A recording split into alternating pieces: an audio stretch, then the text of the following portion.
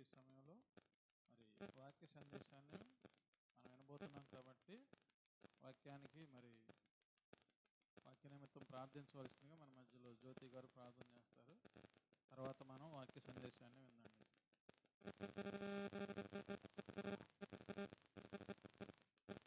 కళ్ళు మూసుకున్నట్లయితే ప్రార్థన చేసుకున్నామండి. మమ్మల్ని మిక్కిలిగా ప్రేమించిన మా కన్న తండ్రి, మీ ఘనమైన పరిశుద్ధమైన నామాలు పొందాలి తండ్రి.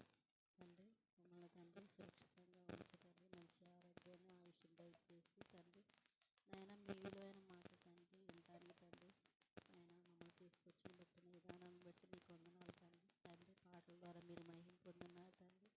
వాక్యంలో తండ్రి ప్రవేశించగల తండ్రి వినగల చెవిని గ్రహించగల మనసును మాకు దయచేయండి తండ్రి. తండ్రి విన్న వాక్యాన్ని తండ్రి విడిచిపెట్టకుండా తండ్రి దాని ప్రకారం బ్రతికే భాగ్యాన్ని మా అందరికీ దయచేయమని తండ్రి చెబుతున్న నీ బిడ్డగా తండ్రి తోడుగా ఉండండి తండ్రి. ఆ బిడ్డ తండ్రి నిలబడి చెప్పేటప్పుడు తండ్రి మీరు తోడుండి తండ్రి ఆ బిడ్డగా తండ్రి ఏ విధంగా చెప్తే అర్థమైందో తండ్రి ఆ బిడ్డకి తండ్రి మీరే సహాయం చేయండి తండ్రి.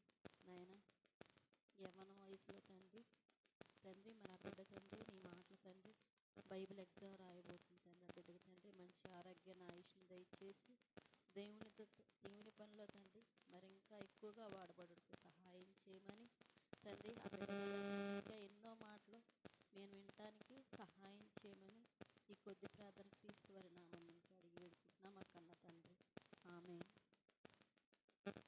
మంచిదండి. అవుతుంది. మరి ఈ సమయంలో జెస్సీ వచ్చి మనకి వాక్య సందేశాన్ని అందిస్తుంది.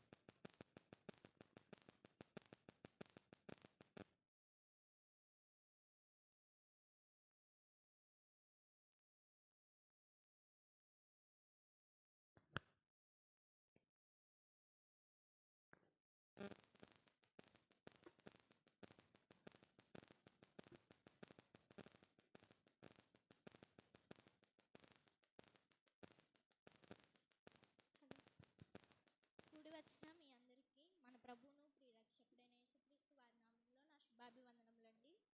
ఈరోజు మనం నేర్చుకోబోయే పాఠం దేవుని ఇంట కూర్చున్న దెయ్యం. మరొకసారి అండి, దేవుని ఇంట కూర్చున్న దెయ్యం. నేటి ప్రపంచంలో ఉన్న క్రైస్తవులంతా కూడా దేవుని ఇల్లు అలాగే ఆలయం అనగానే ఒక సిమెంట్తో కట్టిన ఒక నిర్మాణము, ఒక ప్రాకారము అనుకుంటున్నారు. కానీ దేవుడు తన ఆలయాన్ని గురించిన ఒక మాట చూడగలిగినట్లయితే 2 కొరింథీయులకు రాసిన పత్రిక 6వ అధ్యాయము 18వ వచనం. 2 కొరింథీయులకు రాసిన పత్రిక 6వ అధ్యాయం 18వ వచనం. మనము జీవము గల దేవుని ఆలయమై ఉన్నాము. అంటే దేవుని ఆలయం అంటే ఎవరండి? మనం. జీవం గల దేవుని ఆలయం మనమే అని ఈ వచనం ద్వారా వివరిస్తూ 1 కొరింథీయులకు రాసిన పత్రిక 6వ అధ్యాయం 19వ వచనం. 1 కొరింథీయులకు రాసిన పత్రిక 6వ అధ్యాయం 19వ వచనం. మీ దేహము దేవుని వలన మీకు అనుగ్రహింపబడి మీలో ఉన్న పరిశుద్ధాత్మకు ఆలయమై ఉన్నదని మీరెరుగురా? మీరు మీ సొత్తు కారు. ఈ వచనం ద్వారా మనకేం తెలుస్తుందంటే మనం మన సొత్తు కారండి. మన దేహము దేవుని వల్ల మనకు అనుగ్రహింపబడింది. అలాగే ఒకరోజు ఈ ఆలయం గురించి దావీదు గారు మాట్లాడుతూ 2 సమూయేలు 7వ అధ్యాయము 2వ వచనం. 2 సమూయేలు 7వ అధ్యాయము 2వ వచనం. ఇక్కడ దావీదు గారు మాట్లాడుతూ ఏమంటున్నారంటే, నేను దేవదారు మ్రానుతో కట్టిన నగరియందు వాసము చేయుచుండగా దేవుని మందసము డేరాలో నిలిచి ఉన్నదనగా. అంటే ఆయన చాలా మంచి దేవద్రాను వృక్షంతో కలిగిన కోటలో, రాజులు ఎక్కడుంటారండి? కోటల్లో, పెద్ద పెద్ద భవనాల్లో ఉంటారు కదా. మరి ఆయన కూడా దేవద్రాను మానుతో చేసిన మంచి నగర్లో ఉన్నారంట. కానీ ఆయన ఎవరి గురించి ఆలోచిస్తున్నట్లు మనకు తెలుస్తుందంటే, ఆయన దేవుని గుడారం, దేవుని మందసం ఎక్కడ ఉందని చెప్తున్నారు? గుడారంలో ఉంది. కానీ నేనేంటి, నా తండ్రిని గుడారంలో పెట్టి మంచి భవనాల్లో మంచి నగరు యందు ఉంటున్నానని ఆలోచిస్తుంటే, అప్పుడు ఆయనకి ఒక మంచి ఆలోచన వచ్చి, నేను దేవుని కొరకు ఒక మంచి ఆలయాన్ని కట్టాలని ఆయన నిర్ణయం తీసుకున్నప్పుడు దేవుడు తనతో మాట్లాడుతూ అదే అధ్యాయంలో ఆయన మాట్లాడుతూ, నేను నీకు ఆలయాన్ని కట్టమని చెప్పానా? నేను కట్టమని లేదు కదా. సరే, నీ బదులు నీ కుమారుడైన సొలొమోను గారు ఈ ఆలయాన్ని నా కొరకు ఒక మంచి ఆలయాన్ని కడతారని చెప్పారనమాట. మరి సొలొమోను గారు అలా చేశారో లేదో, ఒకవేళ ఆయన చేసి తర్వాత ఆలోచించిన మాట ఏంటంటే, మొదటి రాజుల గ్రంథము 8వ అధ్యాయము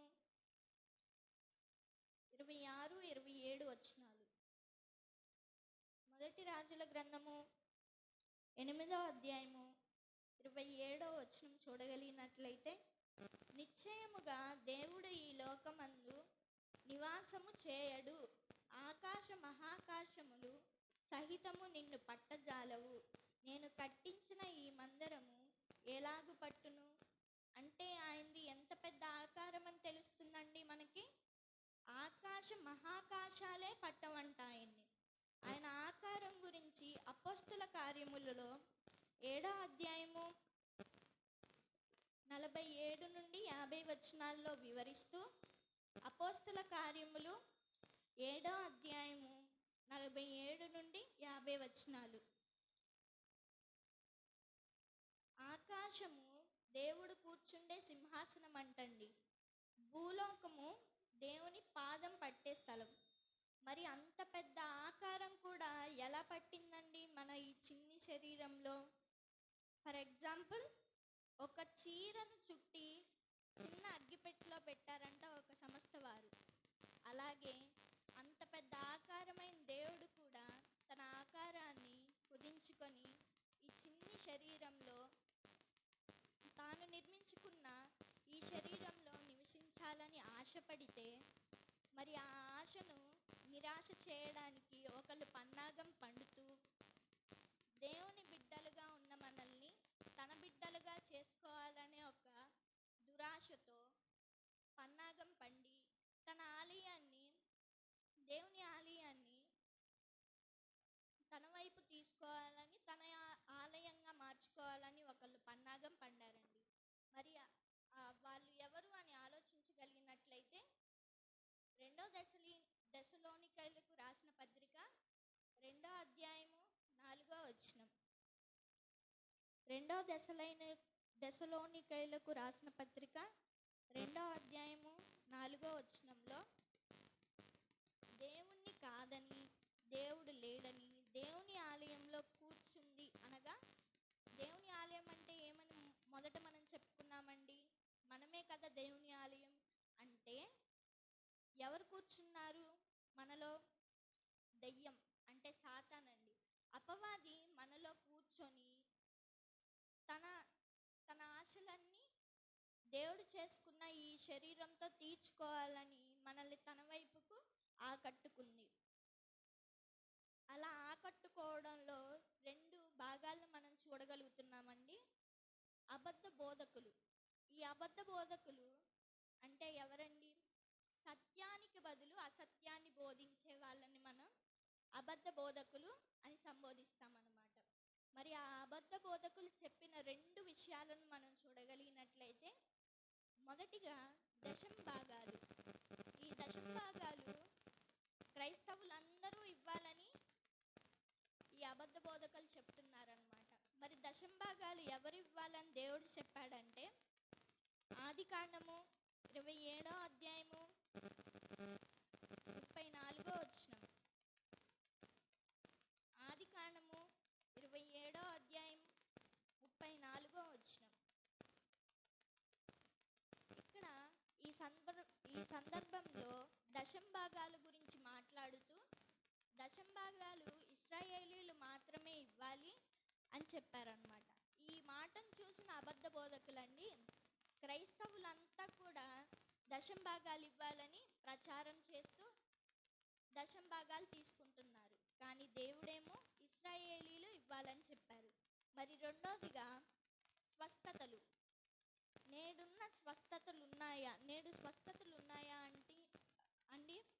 లేవు కదా. 1వ శతాబ్దంలోనే ఆగిపోయాయి కదా అని మనం ఆలోచిస్తే, మత్తయి సువార్త 8వ అధ్యాయము 4వ వచనంలో యేసుక్రీస్తుల వారు కొండ మీద ప్రసంగం చేయుచూ ఉండగా మహా జనములో నుండి ఒకళ్ళు, అంటే కుష్ఠరోగం గల వ్యక్తి వచ్చి, నన్ను బాగు చేయవా అని అడిగినప్పుడు, శుద్ధిగా నిన్ను బాగు చేస్తాను అని చెప్పి యేసుక్రీస్తుల వారు తనను బాగు చేస్తాడండి. తన కుష్ఠి రోగాన్ని తీసివేస్తారనమాట. మరి ఆ స్వస్థత చేసిన తర్వాత యేసుక్రీస్తుల వారు ఆ కుష్ఠి రోగితో చెప్పిన మాట ఈ మత్తయి సువార్త 8వ అధ్యాయం 4వ వచనంలో చెప్తున్నారనమాట. యేసుక్రీస్తుల వారు స్వస్థతలు చేసి ప్రచారం చేయవద్దు సుమి అని చెప్పారు. కానీ ఈ ఈ రోజుల్లో ఉన్న అబద్ధ బోధకులు మేమే స్వస్థతా బోధకులం అని మహాసభలు పెట్టి, స్వస్థతా సభలని వాటికి పెద్ద టైటిళ్ళు వేసి చాలా గొప్పగా వాళ్ళ గురించి వాళ్ళే ప్రచారం చేసుకుంటున్నారు. కానీ యేసుక్రీస్తుల వారు స్వస్థత చేసిన తర్వాత ఏం చెప్పారని ఈ అధ్యాయం ద్వారా మనకు తెలుస్తుంది. ఎవరికి నేను స్వస్థత చేశానని చెప్పొద్దు అని చెప్పారనమాట. మరి ఇలాంటి అబద్ధాలను అబద్ధ బోధకుల చేత, అలాగే మన చేత కూడా చెప్పించేది ఎవరండి? దెయ్యం, అపవాది, సాతాను. చాలా పేర్లు ఉన్నాయండి దానికి.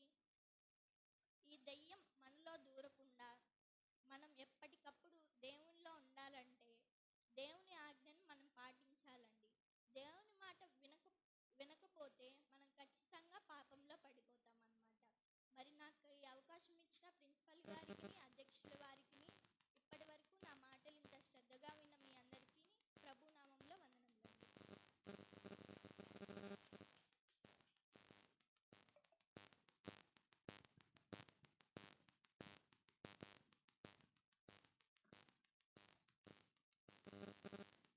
మంచిదండి.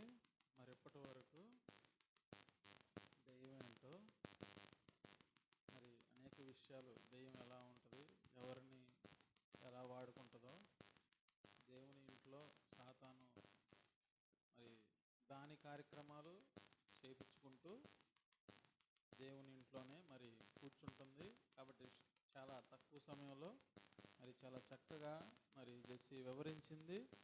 అందుకు మనందరం కూడా ఒకసారి చప్పట్లు కొడదాం గట్టిగా. మరి చాలా చిన్న వయసులోనే దేవుని మాటలు చెప్పడం అనేది చాలా అద్భుతం. అందరూ మరి ఇలా నేర్చుకుంటే మనం ఎప్పటికి కూడా దారి తప్పిపోయే అవకాశం ఉండదు. దేవుడికి దగ్గరగా జీవిస్తాము. దేవుడు కూడా మరి మన వైపు ఎప్పుడూ దేవుడు ఉంటాడు. చాలాసార్లు మనం అనుకుంటాం, దేవుడు నాకు ఏం సహాయం చేస్తున్నాడు, నా వైపు లేడని. కానీ ఆయన మన వైపు ఉండాలంటే మనం ముందేం చేయాలి?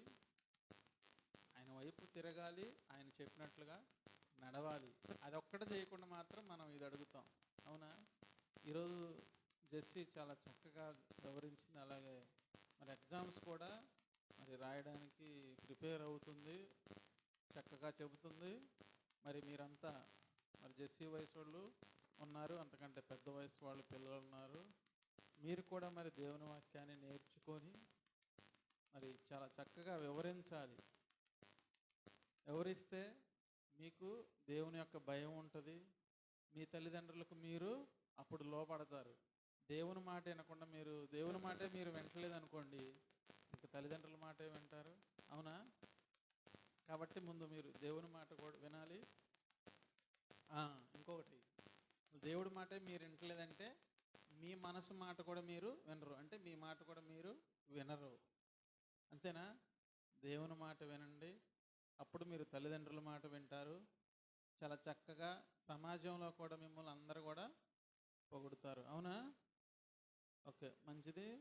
మరి ఈ సమయంలో మన ప్రిన్సిపల్ గారు మనతో కొద్ది నిమిషాలు మాట్లాడతారు.